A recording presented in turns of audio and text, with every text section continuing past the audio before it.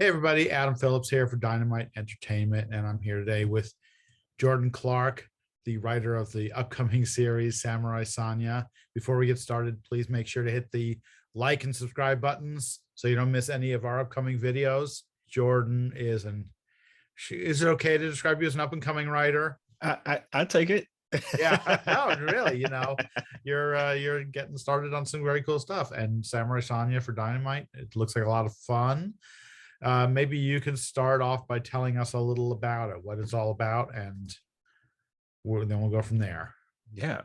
Well, it's spinning out of a lot of the things that have been happening recently, if you've been keeping up with Sonya, and really just like a lot of the variant action that's been going on. If you read Sonya Brosel, or you read Hell Sonya, which is happening right now, it's pretty great. You got Christopher Hastings and Pascal Colano doing like some really interesting stuff, trying to like give you a lot of different variations of what we know about Sonya. And so like I had an opportunity to kind of get into that world, and wanted to do something a little bit different. We're going over to Japan during the Sengoku period, and getting into some samurai action, which would be a lot of fun. Always a lot of fun for sure. Yeah, I have to assume you're getting some inspiration from, the world of movie samurai Mm, adventure and stuff like that, right?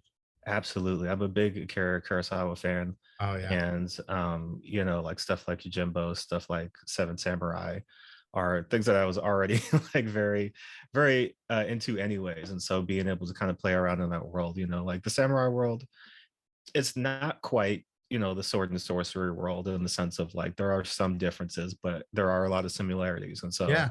I feel like there's definitely opportunity to play on a lot of the things that you may find familiar, but like we're gonna give it definitely a different spin, and have some really cool opportunities to bring in some of that Japanese folklore, and also to give you, if you're a fan of any samurai stuff, whether it's Akira Kurosawa, or whether it's, stuff like Afro Samurai or Vagabond, or all the Sure. different variations. Like we're trying to hit those notes too.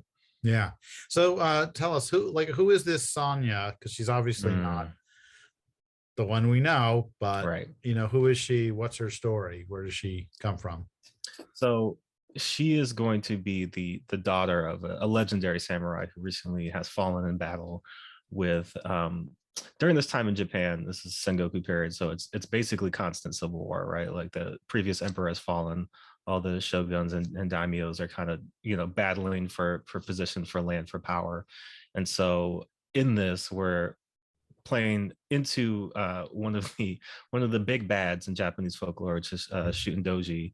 He's kind of like the king of the Oni, which are like this versions of demons in Japanese folklore, Right. and he's one of the people kind of vying for power and control. And so Sonya's father has been killed by his army, and so she's looking for revenge, but she's also thinking, can she live up to this legacy, right? I mean, like when you think about samurai culture, and you think about kind of what it means to have that name and that legacy passed down, the katana passed down, like there's a lot of pressure put onto that. And so she's trying to figure out, is she fit?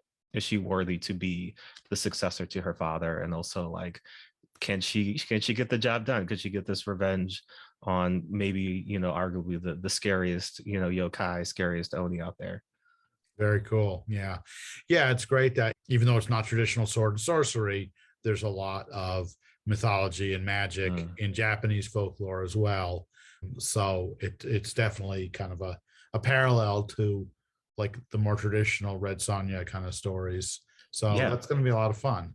for sure. Yeah. Yeah. And it's going to be like, if people are familiar with Red Sonja, and you've been reading, whether it's you're a new reader or whether you're somebody who's been following along for a long time, I think we definitely want to give you what you're used to, little hints of the character that you love, but also bring you something a little bit different that is going to be, it's going to be exciting. It's going to be a lot of fun, but if it's going to be more in line with a lot of those samurai stories. So, like there'll be high action, but there'll also be moments of introspection and reflection and kind of like, Sure. trying to really key into those emotional beats as well. I think this sounds like a lot of fun. And really, I mean, I cannot think of another example of a samurai story with the female lead. So that's an interesting twist on it too. Yeah, I mean, there's Oh, there's a like yeah, no, there's a really great history of female samurai, and really, oh, their okay. place in Japanese history, because like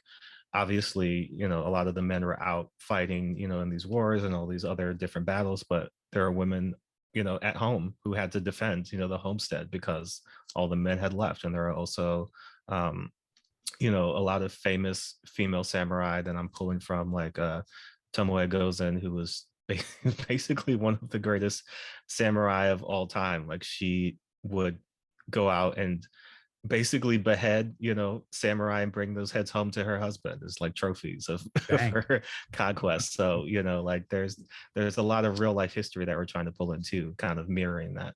Oh, very cool. Very cool. Okay, well, that is great. We're going to show all the variant covers and stuff right now. And please make sure to go to your local comic shop, tell your retailer that you want to get in on issue number 1 of this new series. And you can let them know which cover you want. Maybe you want more than one. That would be awesome. Mhm. And Jordan, we really look forward to reading it. And it's going to be really exciting, I think. Absolutely. Thank you so much. Yeah, And thanks to all the readers out there. very cool. Thanks again.